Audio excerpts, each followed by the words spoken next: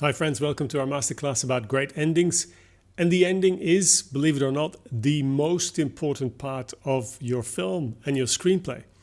That will determine what the audience feels at the end, whether they will create good word of mouth, and thus ultimately will also contribute to the success of the film. In today's class, I'll have tons of clips, and before we start, I want to ask you to subscribe to the channel so you don't miss any future masterclasses about topics like this one. So thanks for subscribing. If at the end of it all you like it, then also push the bell button. Thank you for that. Let's dive into it. We're going to talk about great endings. This class also has an alternate title, that's Spoiler Bonanza. Just to give you an idea which movies I will be spoiling for you today, or parts of it at least. I won't completely spoil them because most of these films you can perfectly watch and rewatch, even knowing how they end. And most films you can guess how what the outcome will be, how you get there. That's of greater importance. Alien, Gladiator, Castaway, rewatched that recently and it's fantastic. Get Out, Little Miss Sunshine, Seven. Go with the Dragon Tattoo, the Swedish version. We'll also look at a script for the American version. That's Close Encounters of the Third Kind, abbreviated. Inception. Won't say much about Up in the Air. I haven't rewatched it for a long time. Avatar. Heat, the Michael Mann movie. Thelma and Louise. Touch of Evil. Chinatown. And Hot Fuzz. Actually, there are a few missing here. The Incredibles is also on the list. What are we going to discuss?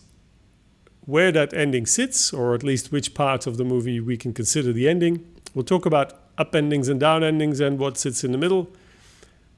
Those endings that have you sit and go, oh wow, didn't expect that.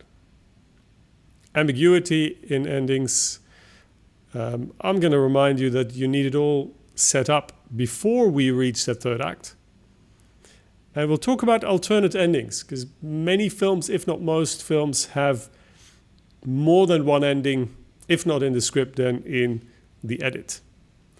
So what are we talking about when we discuss a movie's ending?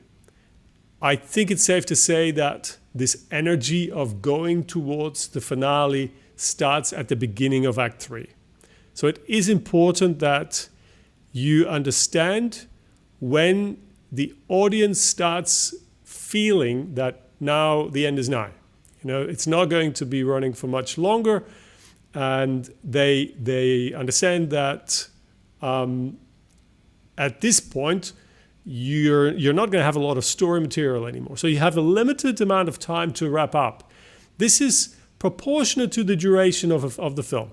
You'll see that when you have an epic film with a total duration of 3 hours, your third act can easily be half an hour, 45 minutes. Think Lord of the Rings.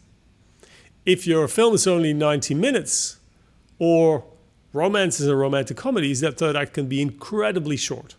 So you'll need to wrap it up very, very swiftly. We're looking at two sequences.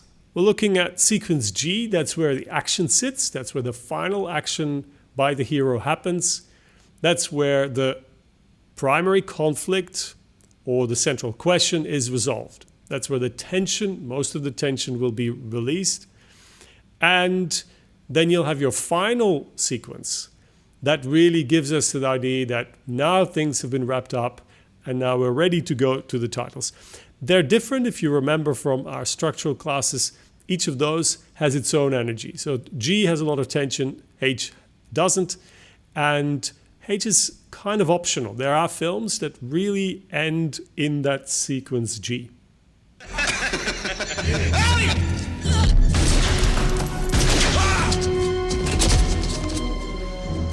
Happy trails, Hans.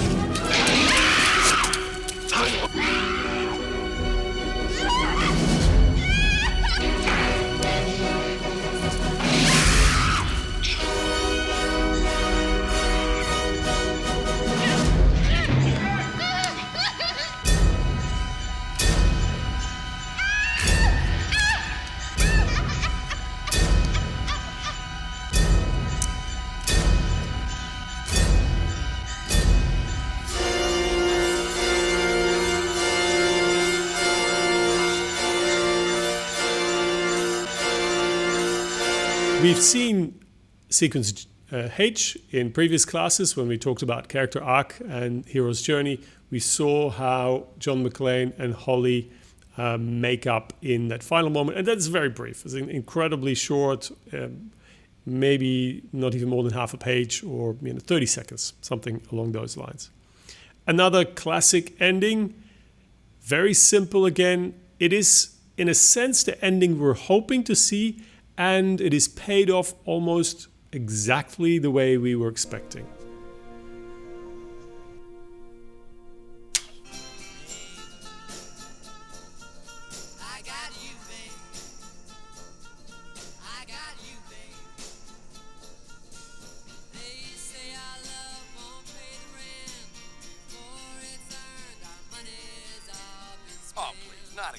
That is a great song. No, it's not. No, don't listen to this man. It's too early.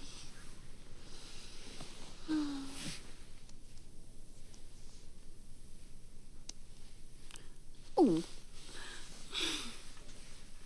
Something is different. Good or bad? Anything different is good. Ask yourself, are we in sequence G or sequence H? The answer should be fairly straightforward. He gets his reward. This is the new normal. I would say we're in sequence H. Most of the tests came before. He's now enjoying what he's earned through the actions of the previous sequence, which was no more than 5 or 10 minutes in its own right. Sometimes you need a bit more than just action and dialogue, and in this example we have cards over the final images. But pay attention, there's a very important visual moment that I believe is critical to make the end of a film work. Girls, this is Mrs. Vaughn, your supervisor. She'll show you how things work. Come on in. The IBM 7090 data processing system is capable of solving 24,000 multiplications per second.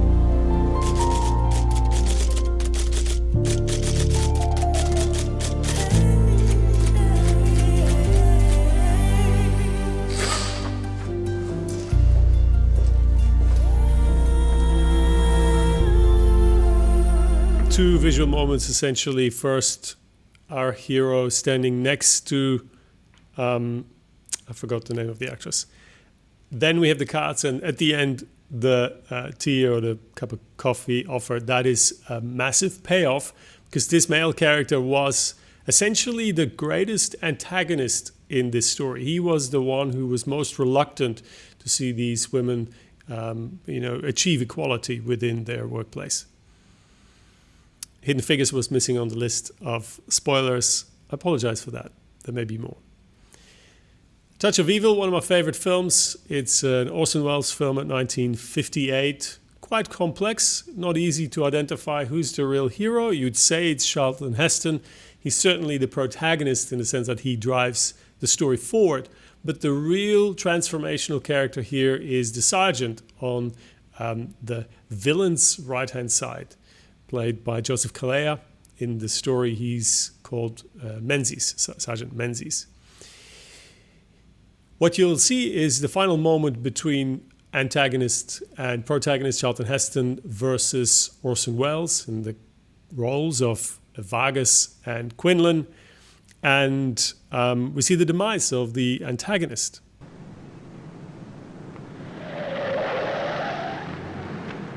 That wasn't no miss, Vargas. That was just to turn you around. I don't want to shoot you in the back. Unless you'd rather try to run for it.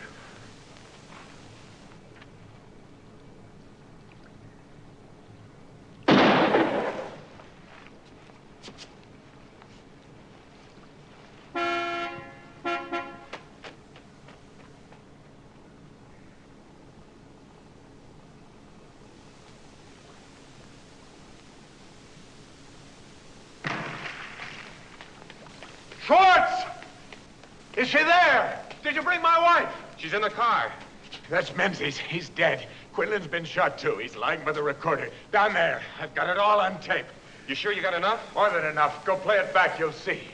It's important that these things are clarified, because there may be some questions whether that recorder would stand up in court or whether it would contain all we need. So here, in that final moment, all doubt is erased through dialogue.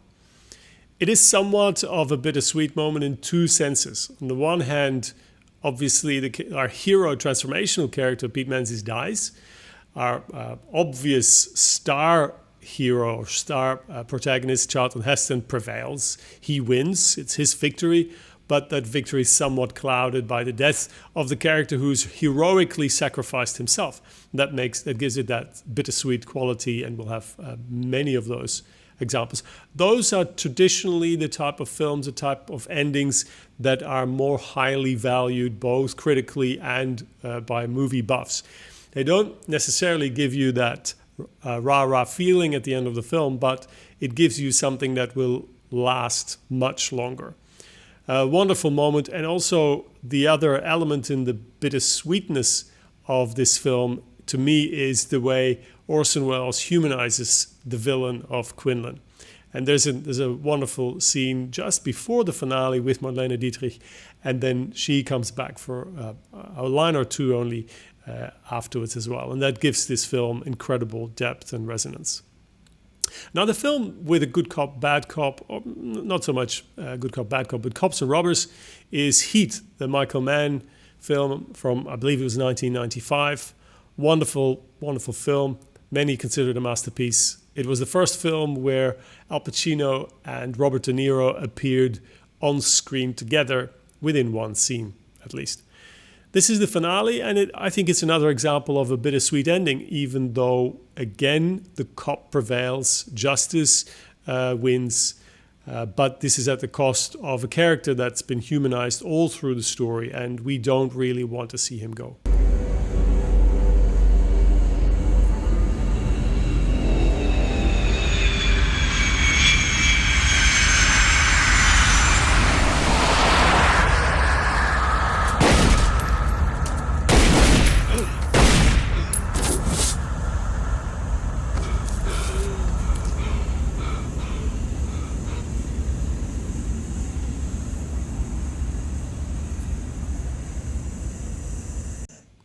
Rock solid performances, rock solid direction.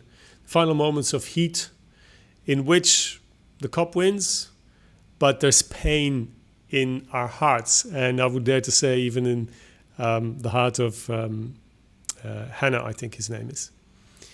And we're shifting now from that positive feeling where everybody's happy, end of Die Hard, the villain needs to go down, and we feel it's right, to a more clouded, more nuanced emotion towards something that is truly painful, but that has a hint of optimism or hope associated with it. And I'm talking about Thelma and Louise. This is the final moments of the film. I'm not going to show you the final image, but the decisive moment.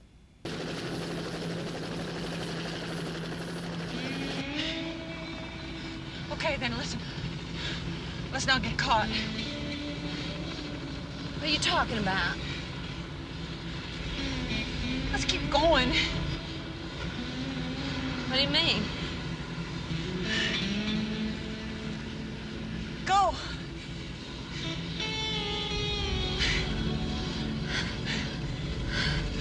You sure? Yeah. Hit it.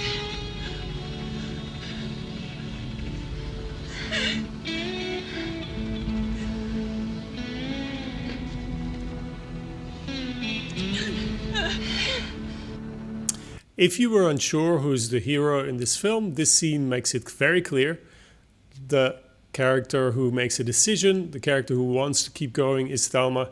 She's the one who goes through the greatest journey of learning and of transformation. If you listen to that dialogue, there is a lot of optimism. It's about going, keep going. It's about forward motion. This is not about surrendering. It's the opposite of surrendering. So in their action, you have a timeless resonance. And that's why this film is so incredibly powerful. And then we see Harvey Keitel, the character who's the mentor, who is maybe also partially reflecting some of the emotions of the audience, because this is the last thing he wanted to see happening. And then we go to a similar sacrificial ending, bittersweet, where the actions of the main character resonate into the future, similarly to Thelma and Louise, at the cost of his own life. This is somewhat edited because it's a very long sequence.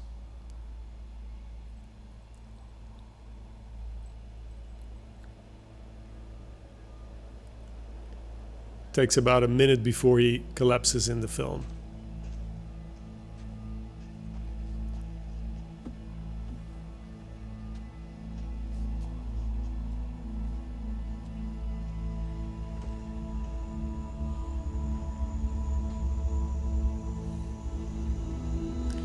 And this shot is critical.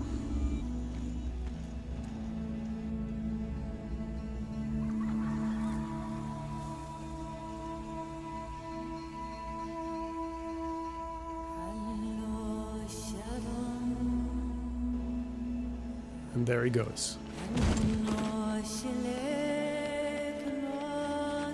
He performs two actions. And Gladiator, if you ask people what is the goal of Maximus in this film, our first response may be revenge, but that's not his intention. If you read the text of the film clearly, he wants to reinstate the Republic, the Senate.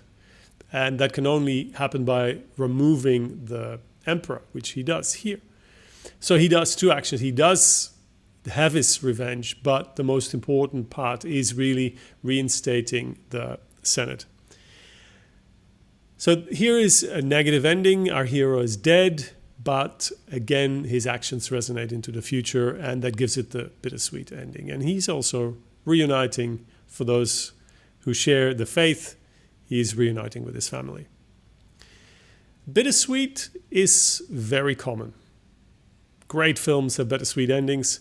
A down ending is far rarer. And if you look at films that you believe have a down ending, they often do have a bittersweet tinge to it. Think about One Flew Over the Cuckoo's Nest. You may think that that's a dark ending. It isn't. There's hope at the end.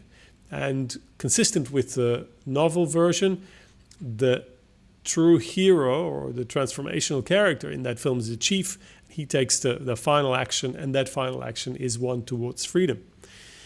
As I said, dark endings, straightforward down endings are rare, but they do exist and they can be incredibly powerful. One of the best known examples, without any doubt, is Roman Polanski's Chinatown, and that's that classic ending.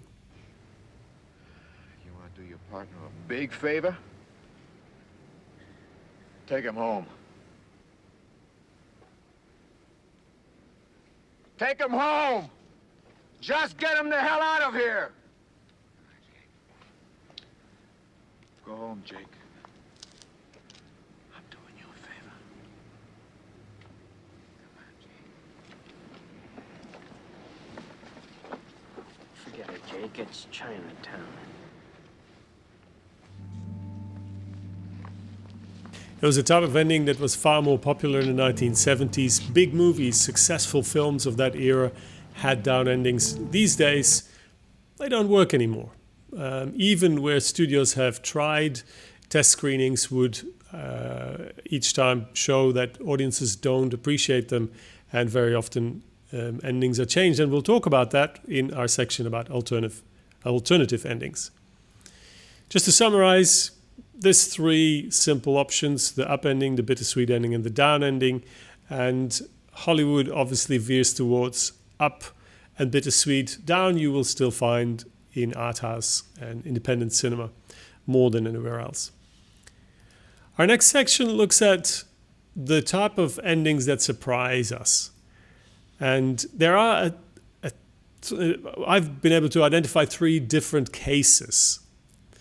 First of all, there's that fake ending, the ending that just gives you more. So first you believe that the action is over, but then there is a little coda.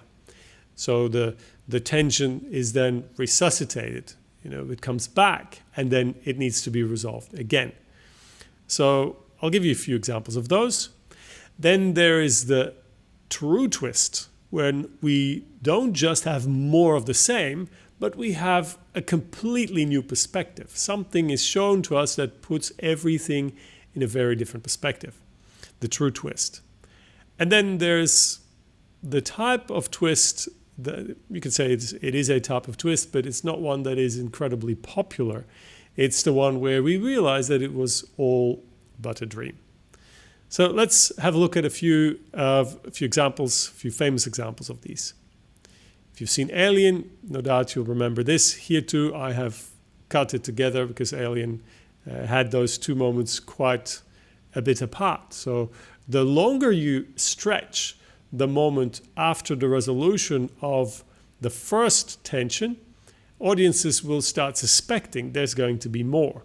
So it is both for the director and the writer a challenge to figure out how far you can stretch that. For our purpose here in this masterclass, it was a little bit too long, the clip would run too long, so I've cut it a bit shorter.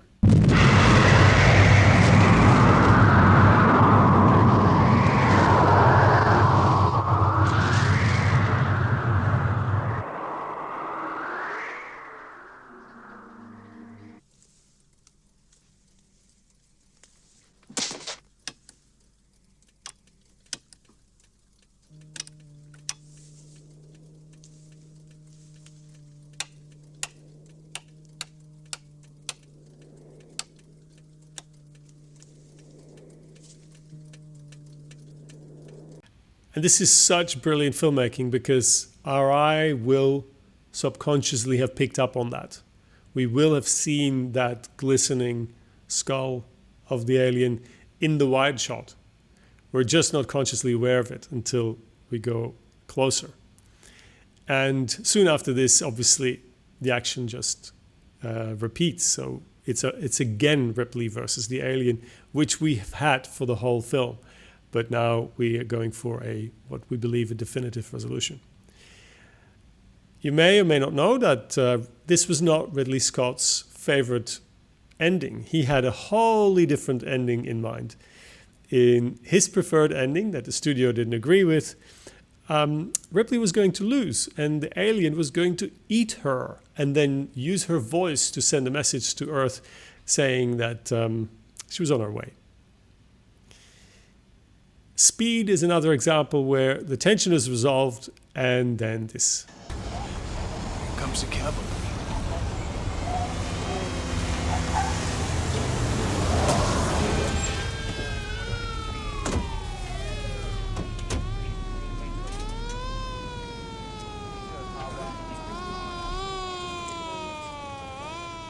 How you doing?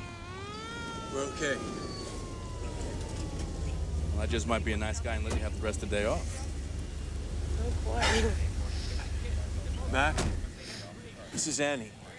Annie, meet Lieutenant McMahon. You're good. Okay.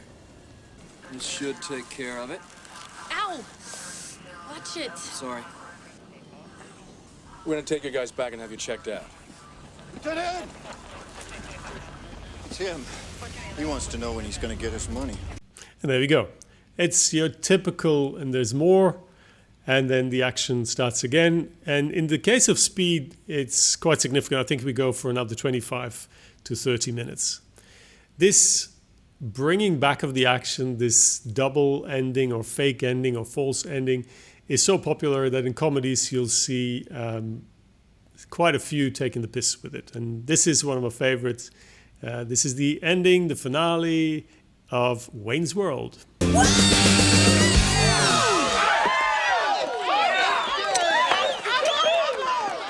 Hi, I'm Frankie Sharp, Sharp Records. I saw your performance in my limo, and I must say I've seen a lot of acts in my day. And although you're extremely beautiful, I just think it's the wrong time. I'm sorry. You screwed my career. I always knew you were small time. Wayne, I'm pregnant. That's why I've been so moody. Whoa! Look! Fire! Let's get out of here! Oh, my hand!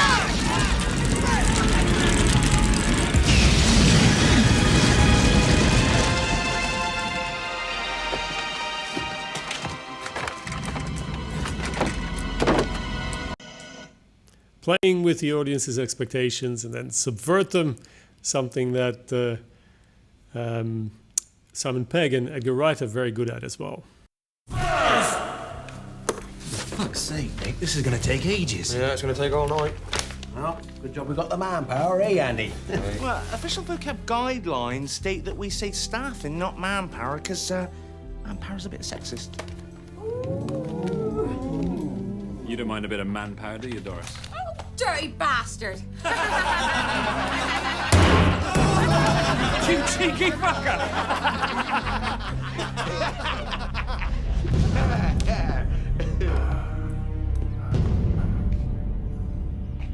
You know what you are. In all three examples, we are in the happily ever after sequence, we believe. Alien, Hot Fuzz, and the previous one. Each moment we think we're, Wayne's World it was, each time we think we're going to the credits, and then there's this surprise, and as you can see in comedy, it is really playing on audiences' expectations here and subverting those. Now we're going to the true twist, and this is from Toy Story 3, one of my favorite movie endings. What is important to know is that the theme is about abandonment. So the main character, Woody, needs to let go of his attachment to Andy. He always wants to be there to serve Andy, to be available if Andy wants to play with him. And it is his journey to let go and also allow Andy to go off to college without him. At the end of the story, he has organized so that toys all go to a new owner, a little girl, Molly, you see here. But Woody himself, he goes along with Andy to college according to Andy's wishes. So Andy has put Woody in the box for college, and he will go along with Andy. And then this happens, and it's one of the most amazing twists in the Pixar universe, if you ask me. They mean a lot to me.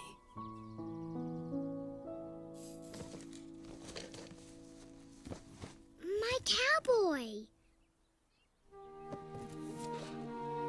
Woody? What's he doing in there? There's a snake in my boot. What? There's a snake in my boot.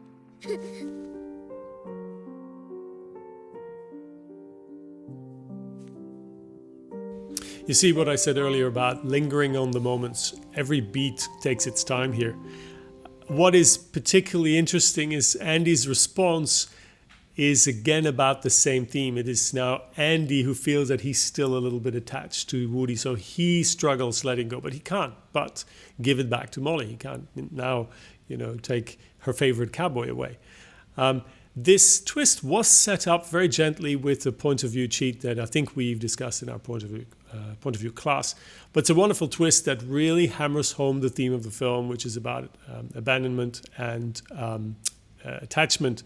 And Woody, by choosing to be in the box for Molly, shows us that he's ready to move on, and he's now letting go of that attachment. Twists can often lift the whole film, lift the whole story. And if you've seen Arrival, you may have thought, like me, that it was very much along the same lines as Close Encounters of the Third Kind, but then it has a very powerful ending, an ending that's surprising, that is sophisticated, and that you will remember for a very long time.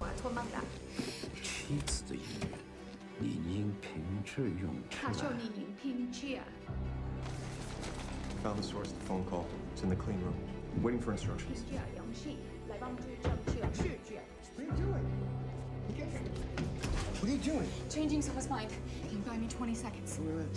No, trust me. Buy me 20 seconds. You trust me. okay. Dr. Banks, we'll drop the phone now or we shoot. Drop it! Yeah, she's sorry. You are committing an act of treason.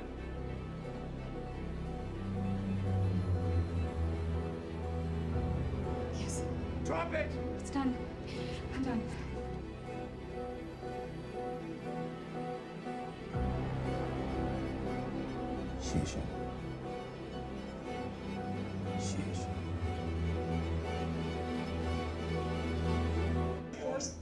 So this is the end of the tension, the main conflict, and what follows after this is sequence H, and we have the wrap up of the emotional through line of the story. You see that the time jumps, the different colors in image, they were scenes from a different time frame. They were cut into the drama. So when you ask yourself, how do I place flashbacks or flash forwards successfully in a story, you do that where you have tension. An audience will expect and accept rather a lot more when the tension is high. This clip was also running a little bit longer, and with each second there's a higher chance that ultimately YouTube will block for our YouTube version. But if you haven't seen Arrival, I haven't spoiled too much. I think you'll still enjoy a lot from this. The twists of all twists comes from this film.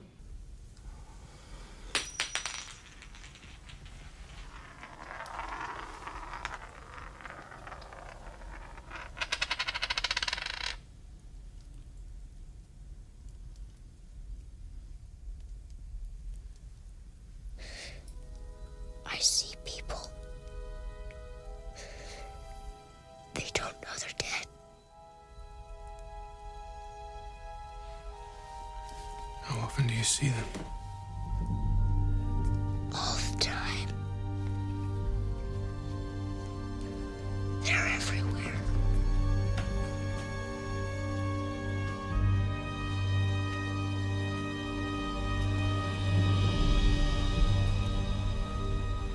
They only see what they want to see.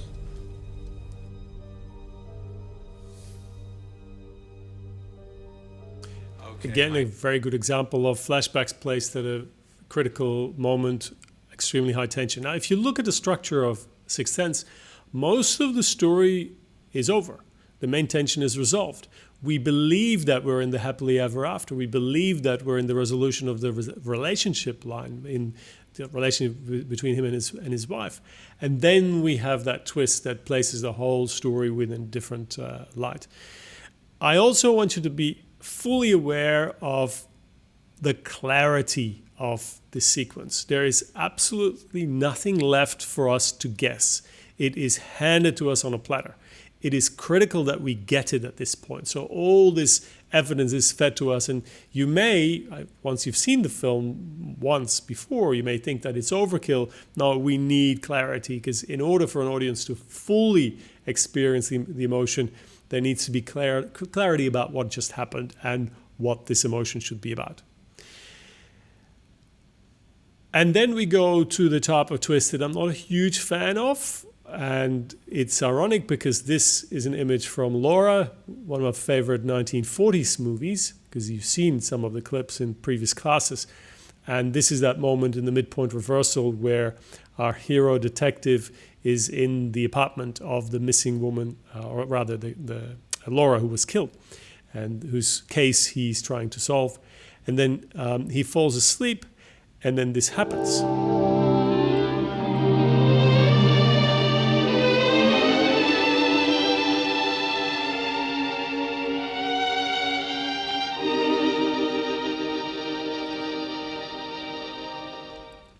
Now, there have been several readings of this film, which was an adaptation of a play. And one of the readings was that when this happens, ultimately it opens the door for believing that it all happened in his dream, that this was not a real story. And, you know, plausibility is a little bit far-fetched if you think about it. Because in the next moment, we see Laura, that he's just fallen in love with through this painting and hearing about her, she just walks into her apartment and she's still alive. And then there's an elaborate explanation for why this is. But yes, the film has been read as it was all a dream. Now, personally, I'm going to show you how I usually respond when people tell me, or when I have the feeling at the end of a movie that it was all a dream. Andrew, stop! All you've done is lie! Your children, Andrew, your children!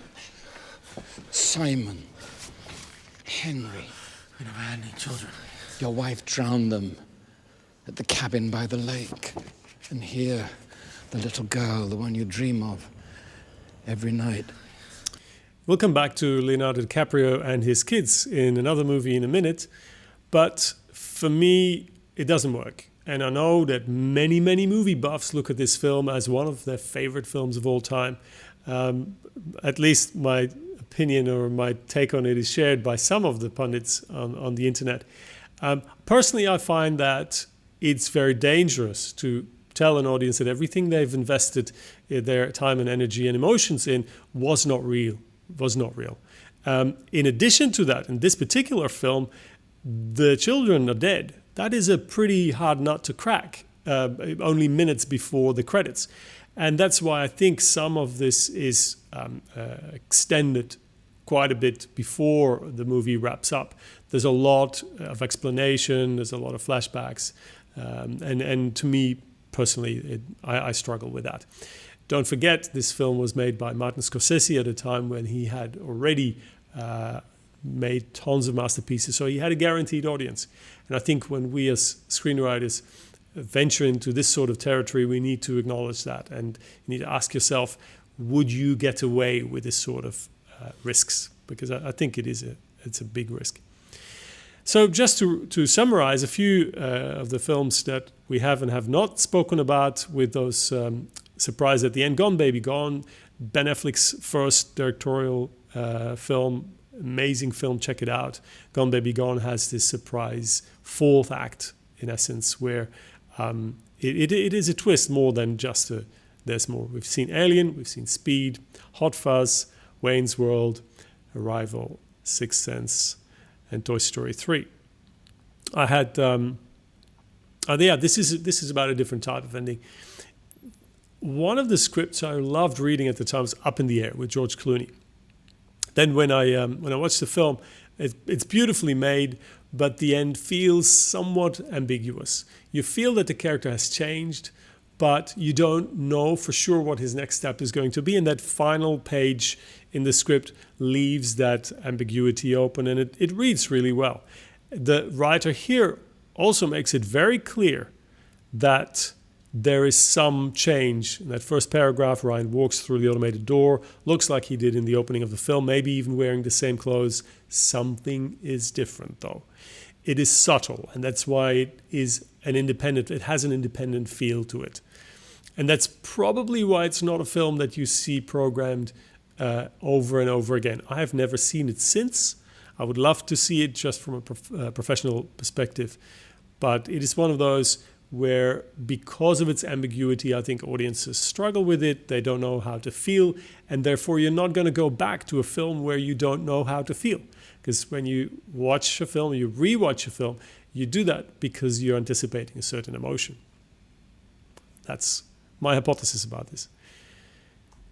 This used to be one of my favorite films, Close Encounters of the Third Kind. I don't think it dated very well. It's incredibly well made. For me, it's a big film, it's an important film, but I don't think it would work very well if it were released today.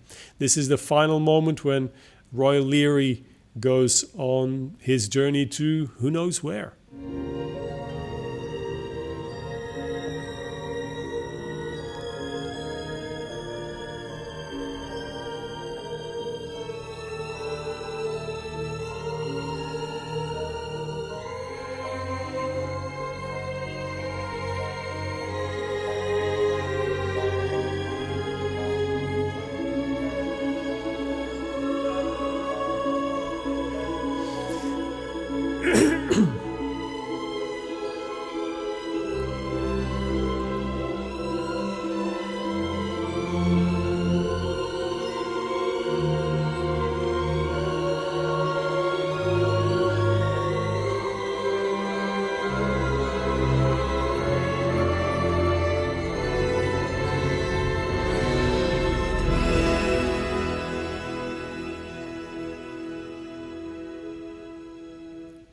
It's a type of film that raises a lot of questions, for some people more questions than it answers. It's also a film that has various endings. The original 1978 ending was not the one that Spielberg wanted to have in the film.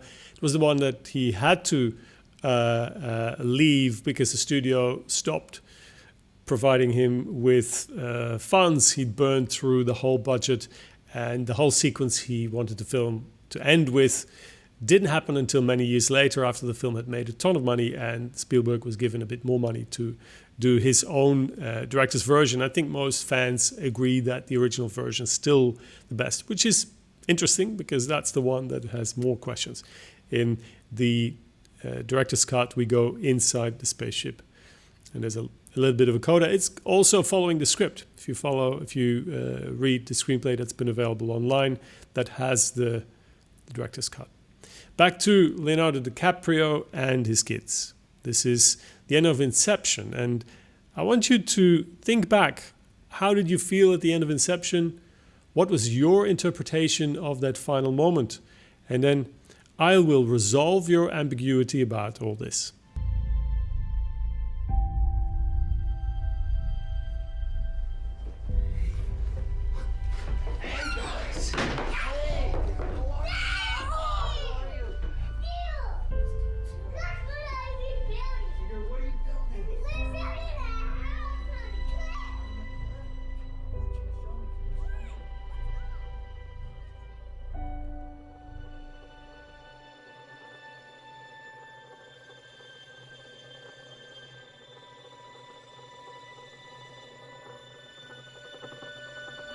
It is ambiguous.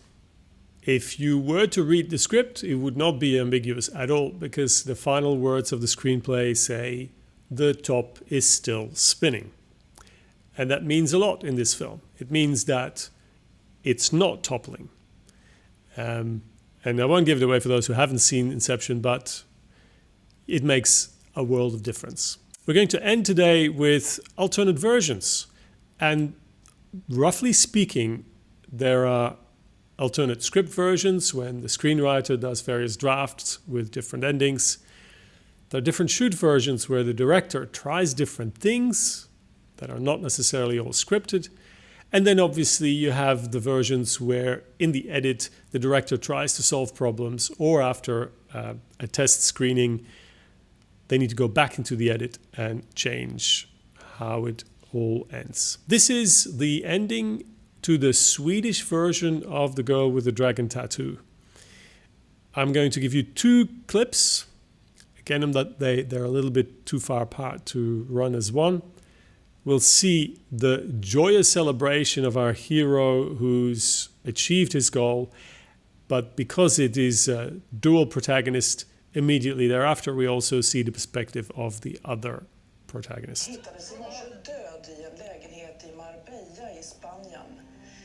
Städhjälp som fann den 44-årige finansmannen.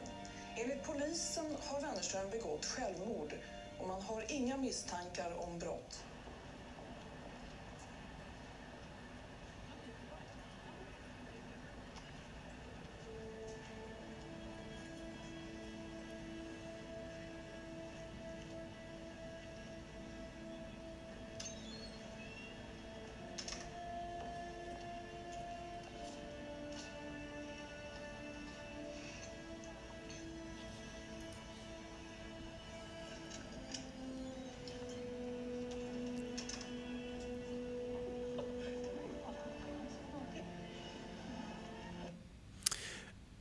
Interestingly, this is where the American version ends. This is the script for the final page of the American version. Salander can't move, waits for the pain to subside, which he eventually does, but only to be replaced with a sense of helplessness. Then that subsides, replaced with a facade of insouciance. Probably taken from the novel. The richest girl in Sweden emerges from the alcove, walks back the way she came, tossing the garment bag and card into a construction dumpster. She had a message for Michael. Climbs into her Honda, starts it, and drives off, probably forever. I think it's a motorbike. I haven't seen the American version. But so it pains her to see Michael with this woman. what I find interesting is that you would expect for an Americanized version to sweeten the pain, to soften the blow of the ending. And that doesn't happen. However, it does happen in the original Swedish version, because that one ends. Någon tagit ut en mycket stor summa pengar från ett av hans konton på Caymanöarna. Men rapport erför att det rör sig om ett uttag i mångmiljonklassen.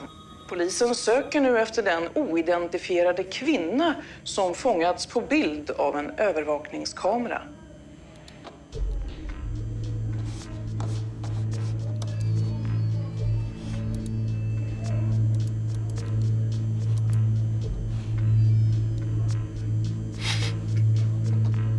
Lisbeth.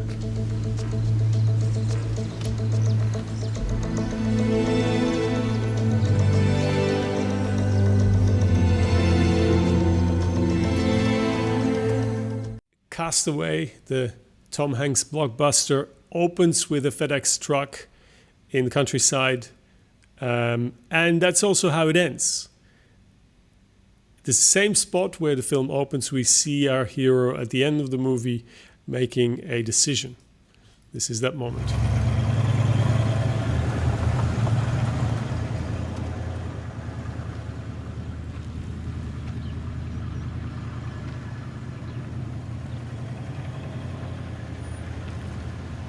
And those wings were set up in the first few scenes of the film.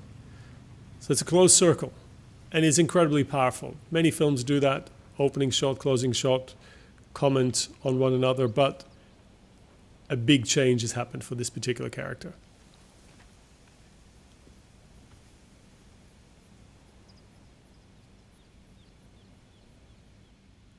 This is an incredible character journey. I could talk about alternate versions. The script that you may find on the internet has a very different ending, not as strong by far as this one. In that version, he teams up with another FedEx driver. They're both FedEx drivers, and they drive on the beach.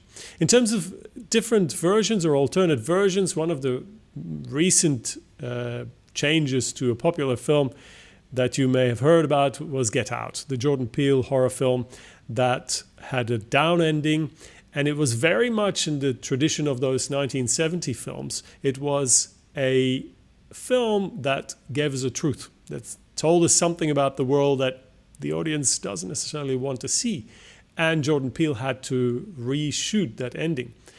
Both versions are available, so you can read the scripts for them.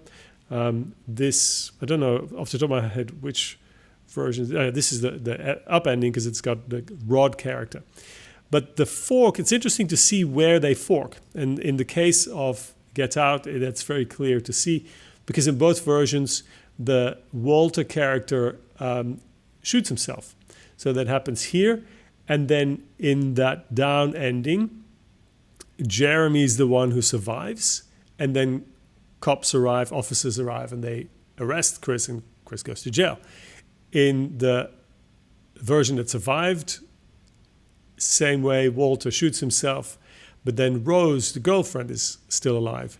And then instead of the cops, it is Rod who comes to the rescue of Chris, and he gets away. Now, one of the most famous alternate versions in cinema history is that of Seven.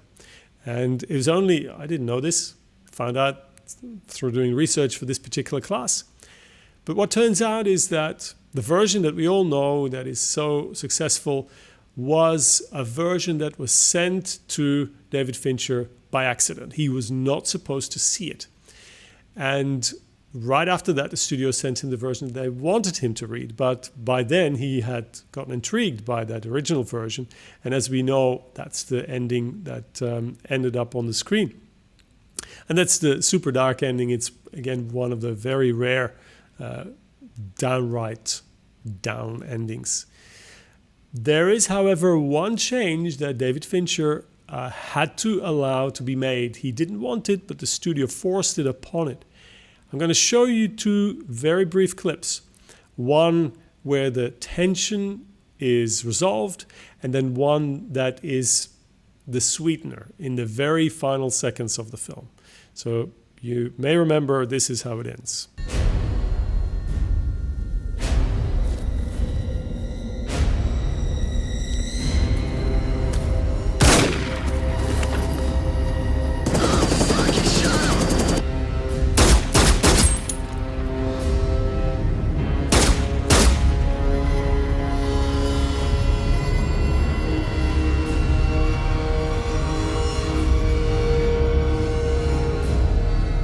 said you may remember. Well, if you've seen this film, you didn't remember it, then you have a far worse case of amnesia than I sometimes suffer from. But let's go to that final moment. That brings us back with the Morgan Freeman character, and that gives us a somewhat sweeter ending. Ernest Hemingway once wrote, "The world is a fine place and worth fighting for." I agree with the second part.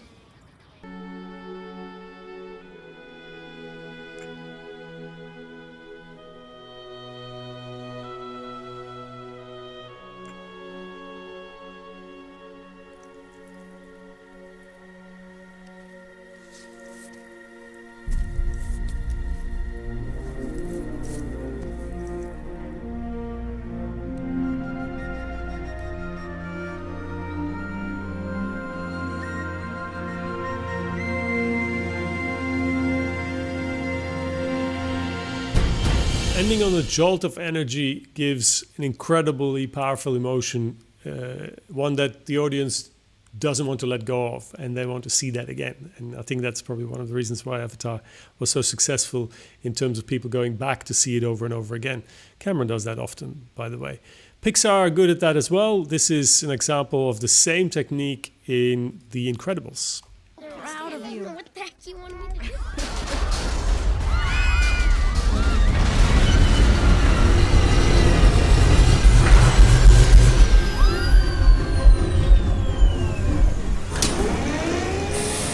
Behold the Underminer! I am always beneath you, but nothing is beneath me! I hereby declare war on peace and happiness! Soon all will tremble before me!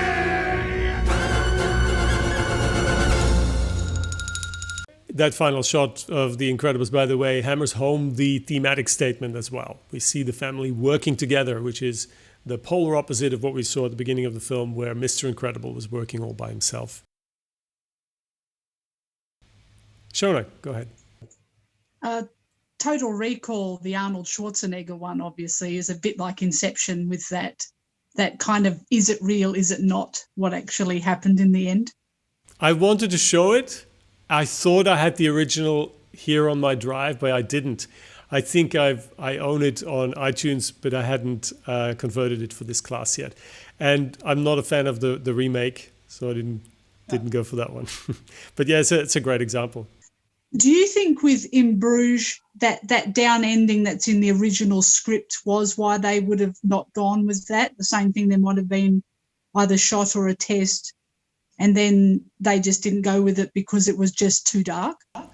Absolutely. Absolutely. I think when we look at where films are being reshot or mandatory edited by the studio, very often it has to do with the emotion at the end. Because if you look at what creates business, it is an emotion that people want to experience again. You know, Chinatown is a wonderful film. It's not the film you want to see 5 times in a row. And studios want to create films that people want to re-watch. And I think that's why often those endings are softened. And in the case of In Bruges, I think that was the case. Yeah.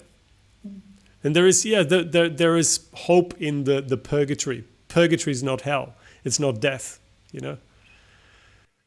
Yeah, but the final line of that is, I hope I don't die.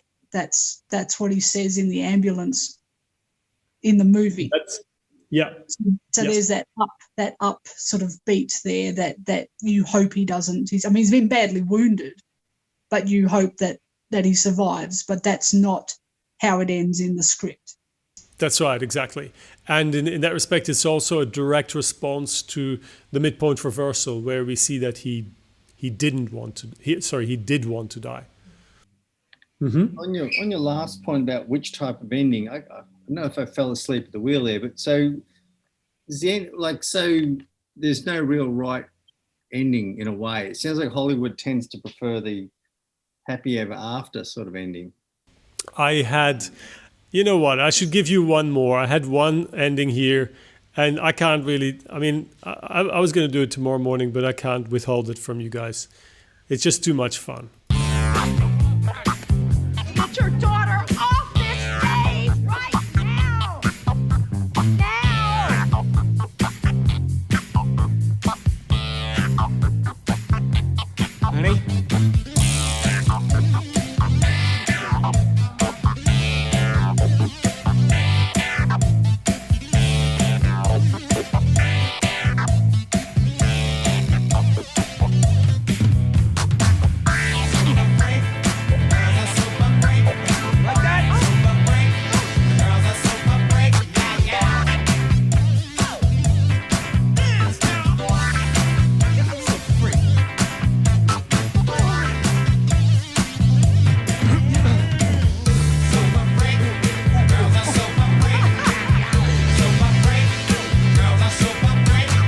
The reason I wanted to end with this one is it answers your question, Alex, because Little Miss Sunshine had about 10 different endings written by Michael Arndt.